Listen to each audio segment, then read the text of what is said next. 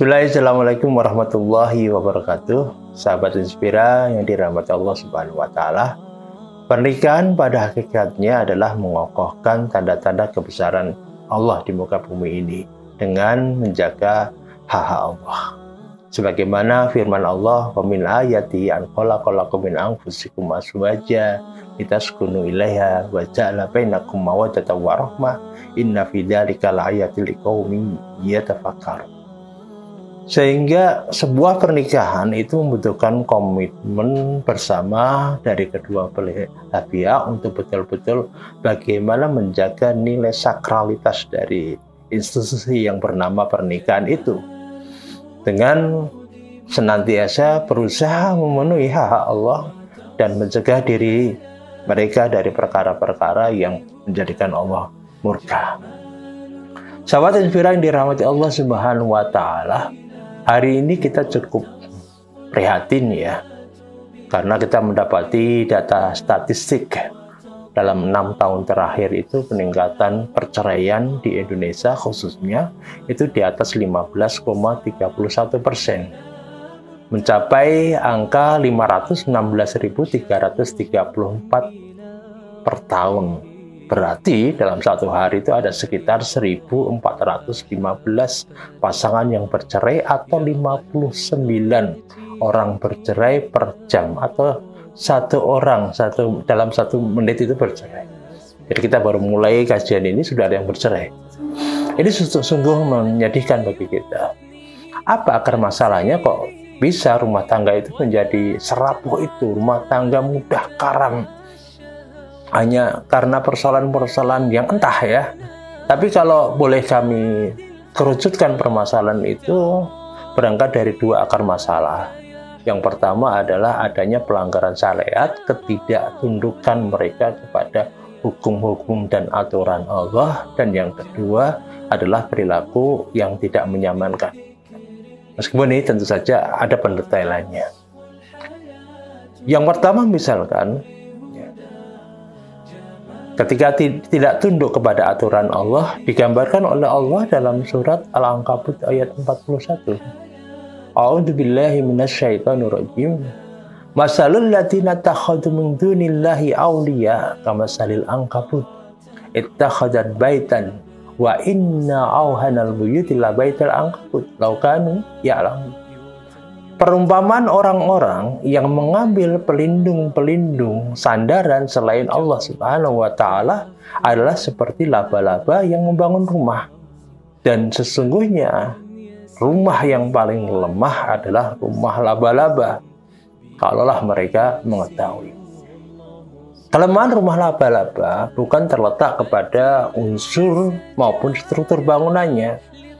Kalau ditinjau dari sisi unsur, pernah dilakukan satu penelitian di Italia bahwasanya serat laba-laba itu bahkan bisa untuk dibuat rompi peluru. Ya. Begitupun dengan struktur bangunannya. Kalau kita tengok bagaimana sarang laba-laba itu, kita perhatikan sangat estetis, sangat menarik, teratur, dan rapi. Tetapi sekali lagi kita sama-sama tahu rumah laba-laba yang sedemikian estetis, yang kalau menurut penelitian itu unsurnya adalah dari unsur yang kuat, mudah hancur, mudah porak-poranda ketika ditiup angin. Ya.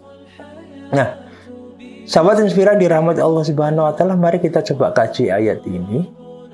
Menurut pakar bahasa Arab, kata al-ankabut itu tergolong sebagai mudzakkar. Tapi yang menarik, yang membangun adalah laba-laba betina. Karenanya Allah menggunakan kalimat ittakhadhat baitan. Kalau kita belajar bahasa Arab dalam ilmu nahwu itu termasuk dhamir mustatir takdiruhu hiya. Ya. Fa'ilnya ya. Dalam ilmu i'rab fa'ilnya adalah dhamir mustatir takdiruhu hiya. Artinya yang membangun rumah itu adalah laba-laba betina. Ya. Bagaimana perilaku laba-laba betina itu? Ketika kita melihat di sarang laba-laba itu ada 2 laba-laba, ya, bisa dipastikan dan satunya adalah laba-laba jantan. Kalau hanya 1 laba-laba bisa dipastikan itu adalah laba-laba betina. Bagaimana bisa ada dua laba-laba? Karena tentu saja laba-laba jantan mendekati laba-laba betina tidak lain adalah untuk memenuhi hajat biologisnya. Dan begitu selesai dia menunaikan hajat biologisnya, dia harus segera beranjak pergi dari sarang laba-laba itu. Karena kalau tidak, dia akan diterkam dan dimangsa oleh laba-laba betina tersebut.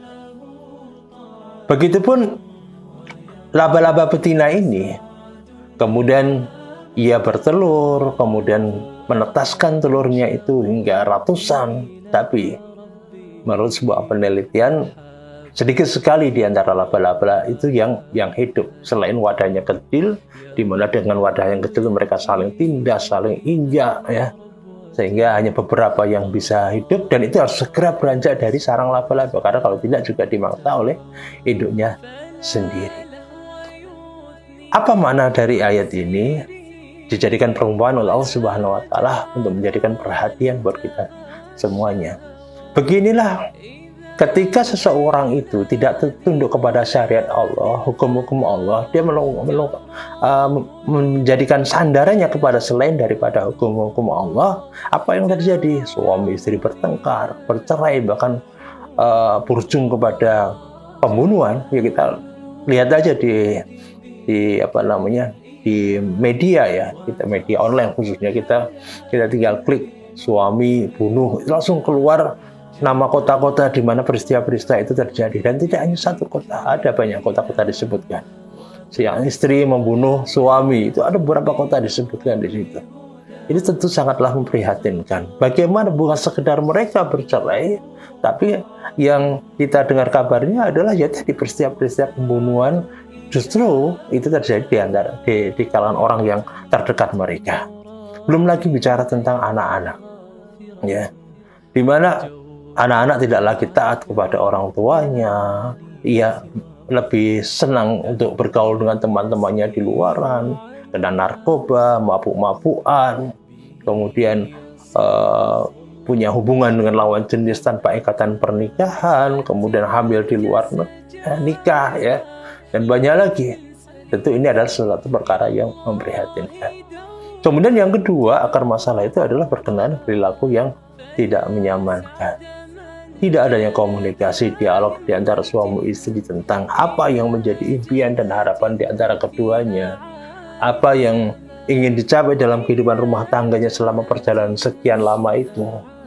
Nah, sehingga hal-hal yang mungkin dianggap biasa bagi suami nggak pernah dikomplain, hal-hal yang biasa dilakukan oleh istri nggak pernah ditegur suami, kemudian itu menumpuk, perasaan tidak nyaman itu terus menerus ditumpuk, seperti halnya kita meletakkan petasan di satu gudang, semakin lama dia menjadi high explosive yang bisa meluluh-lantakkan bangunan rumah tangga tersebut. Waliyadzubillah. Sahabat Infira dirahmati Allah Subhanahu wa Ta'ala, mari kita fokus perhatian dalam urusan keluarga atau rumah tangga ini, karena sekali lagi ini merupakan janji yang berat di hadapan Allah Subhanahu wa Ta'ala yang kelak kita akan dimintai pertanggungjawabannya, khususnya para suami, di mana ada pesan khusus dari Allah Subhanahu wa Ta'ala, qu anfusakum wa ahlikum nar. Bukan sekedar membuat istri merasa nyaman, bukan sekedar membuat anak-anak betah di rumah, tapi sekali lagi tugas seorang suami adalah menjaga dirinya dan keluarganya dari jilatan api neraka. Wallahu a'lam bishawab. Barakallahu fikum. Assalamualaikum warahmatullahi wabarakatuh.